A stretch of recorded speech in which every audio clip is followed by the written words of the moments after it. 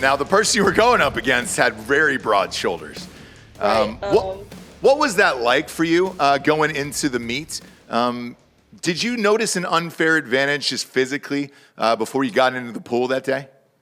Yeah, for sure. I think just looking at it outside looking in, Leah's about 6'4" and I'm just over 5'5". So, I mean, that in and of itself is a pretty big difference that anyone can recognize. Not to mention the massive difference in muscle definition that, we don't necessarily share. So yeah, just even, you don't have to be an athlete or a swimmer to really recognize those things. So I think just looking there for sure is an unfair advantage. Have you seen that episode of South Park where it's Heather Swanson, but it's the Macho Man, Randy Savage? Yeah. I can, anytime I have this conversation, you've got to bring it up. That's all I can think about. That's all you go to. Yeah.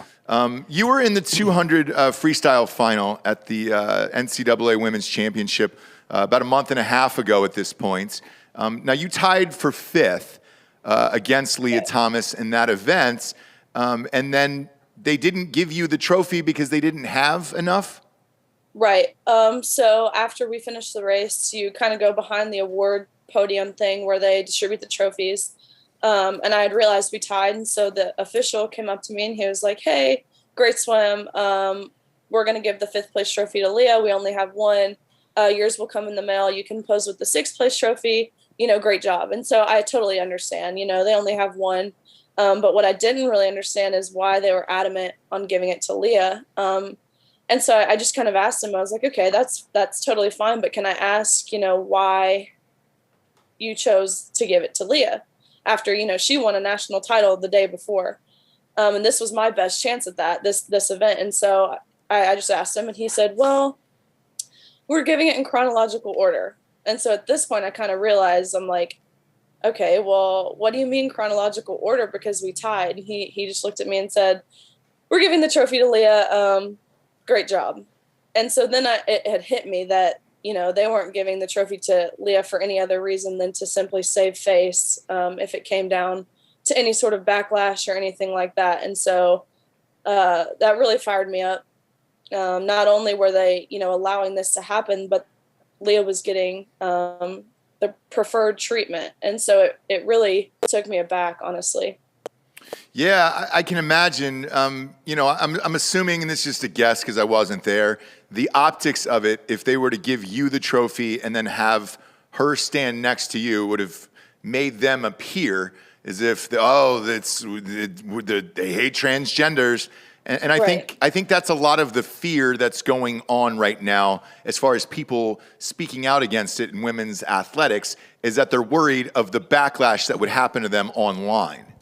For sure. Definitely. I think, swimmers who aren't seniors and have a couple more years, they're scared to speak out of it because of their athletic career. But people in my position who are graduating, they're scared to speak out of it because of your either professional career or academics or future endeavors with whatever you do. And so there's definitely that fear of backlash. And not only that, people are told, they're not allowed to speak about it. And so it just blows my mind how people have this control over our voices. And that's something that I knew going into the meet, if I was presented with an opportunity and no one else necessarily had spoken about it, it's something that I was willing to do. And God honestly gave me a great opportunity for it.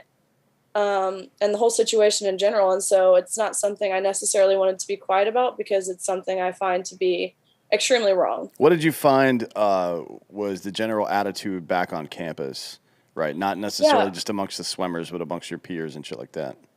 Right. I know I can't speak for absolutely everyone, but I can speak for the majority, especially within female athletes who recognize that this is completely unfair. Lia swam for the men's team for 3 years before going to the female team. And so, I mean, that statement in and of itself is like, how can you have someone, be at college for 3 years as a male on a men's team at a D1 university and then just flip over to the woman's side. And so I feel like anyone with common sense and any sort of, acknowledgement of fairness would recognize how this is wrong.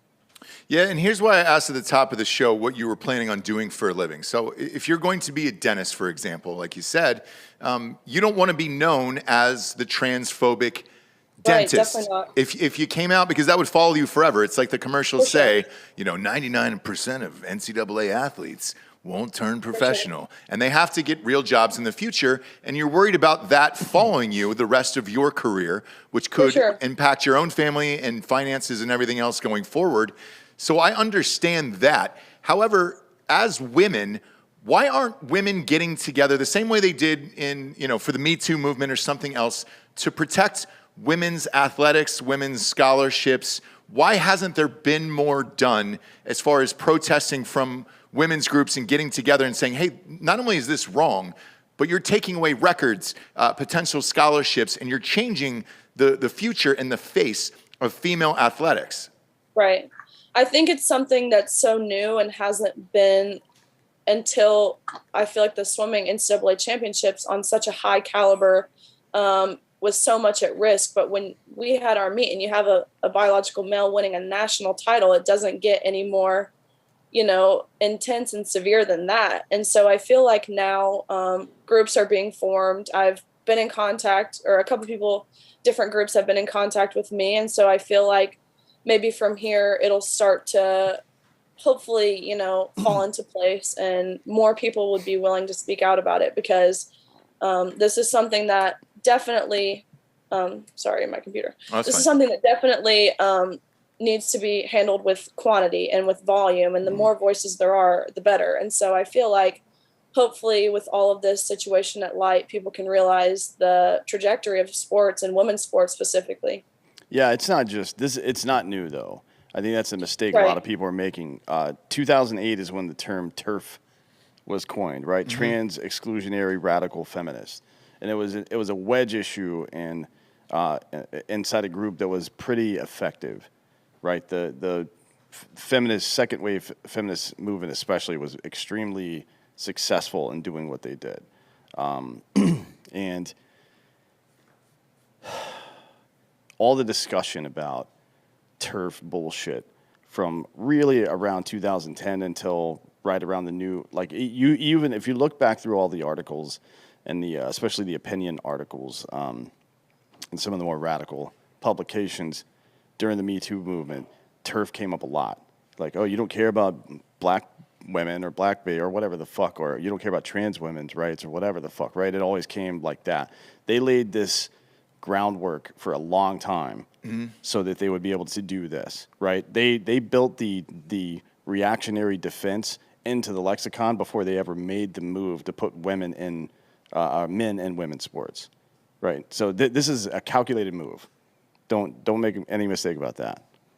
Yeah, and I'm curious to see where it all goes. I also have a weird theory about Lia Thomas in general as this was going on, because she was favored to win this meet that you were in. She was favored to win the 200, and she ended up finishing, if memory serves me correct, maybe a second and a half or 2 seconds behind where she normally does.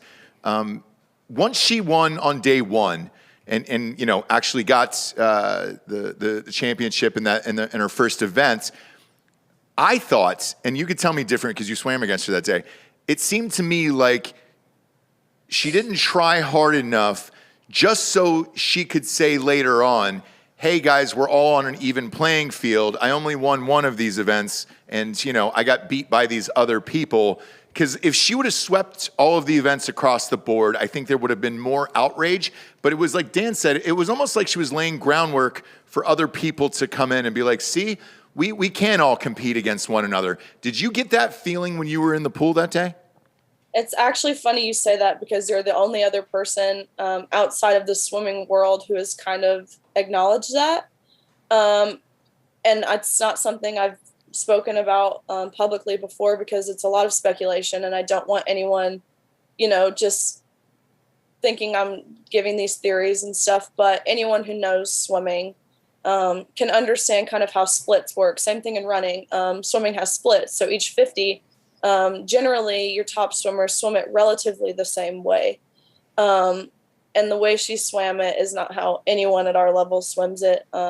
She completely didn't try the first 100 and then went a lot faster, almost negative split it the second 100. And that's just not how anyone at our level swims that race. It's virtually impossible to swim it and to negative split a 200 freestyle.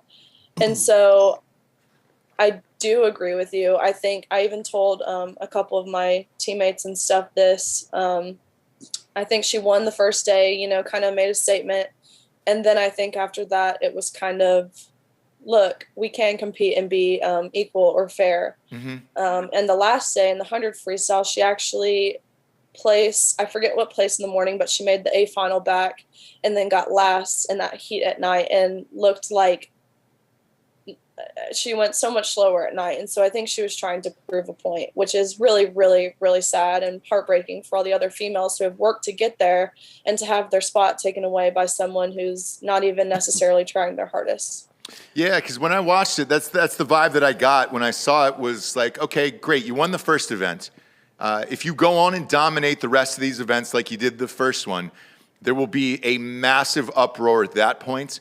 It almost seemed like it was staged or planned going in of like, okay, win the first one on day one, and then slowly, little by little, let everybody else win, compete, make it look like you lost, and make it look like this could be the future of transgender swimming or the future of female swimming by dumping the rest of the races. Because you're right, you don't do those negative splits like that, and if you did, it would be on the back half, not the front half. You're usually going out as fast as you can on the first one. Right. And then the second one, if you were tired and slowed down at that point, it would have made it more realistic to me, and it wasn't.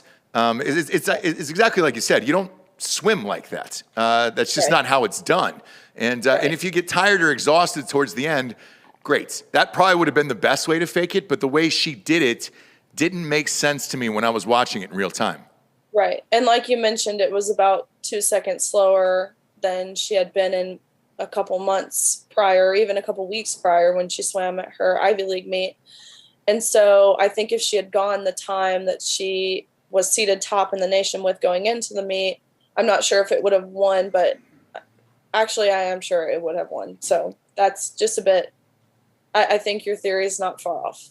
Okay. Another question I've been dying to ask you is, with Katie Ledecky's records, she owns pretty much everything there is in swimming, is probably arguably the greatest of all time in collegiate swimming. Would you say that's probably the case? Yeah, for sure. Yeah. Was Lia Thomas simply just not good enough to beat Katie Ledecky's records across the board? Was Katie Ledecky that dominant that no one could touch them? I know Lia got close, but never, I don't think, passed any of her records to my knowledge. No, she didn't. That's tricky because, like we mentioned, I just can't tell how hard she was necessarily pushing herself if she was, going full out. But Katie Ledecky was extremely dominant. There's no one, at least no other biological female anywhere in her realm in the sport of swimming. And so she's really kind of a freak. It's amazing. Right. But I'm not sure if, Lia was performing to her best, because as a male, her times definitely beat Ledecky when she swam as a boy. Mm-hmm. But as a female, I think she was probably about 20 seconds slower. I don't know if that's full effect of the testosterone blockers or, simply not trying as hard.